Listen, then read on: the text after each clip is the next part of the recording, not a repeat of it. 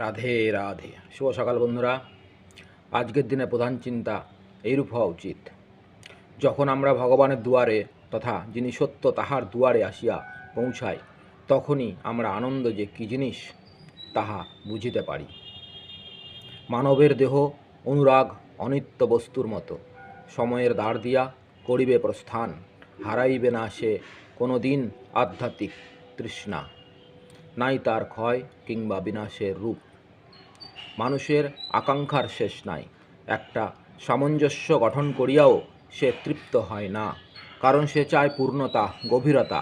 ইহা তো আমরা বাহিরের জগতে পাই না, ইহা রহিয়াছে আমাদের অন্তঃস্থলে। যতক্ষণ না আমরা আমাদের আত্মার গভীরতম অন্দরে প্রবেশ করিতে পারি, ততক্ষণ আমরা সত্যিকারের আনন্দ, সত্যিকারের শক্তি উৎস খুঁজিয়া পাইব না।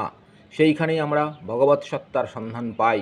আমাদের ধন সম্পদ, আত্মীয় বন্ধু অনেক সময় আমাদের বিমুখ করে, কিন্তু ভগবান যিনি অন্তর্যামী রূপে আমাদের হৃদয়ে বিরাজিত, তিনি কখনো আমাদের বিমুখ করেন না।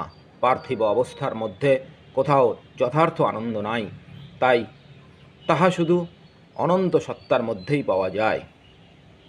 আজকের দিনের প্রার্থনা এরূপ হওয়া উচিত, হে প্রভু, তুমিই আমার এ জীবনের লক্ষ্যবস্তু, তুমিই সকল জীবাত্মার আশ্রয়।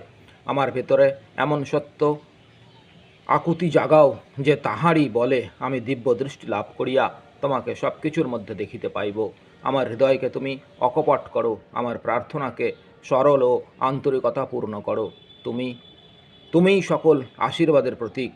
তোমার প্রেমময় আশ্রয়ে আমাকে সদা সর্বদা সর্বস্থানে সর্বলোকে সর্বভাবে সর্বমতে রক্ষা করো। রাধে রাধে।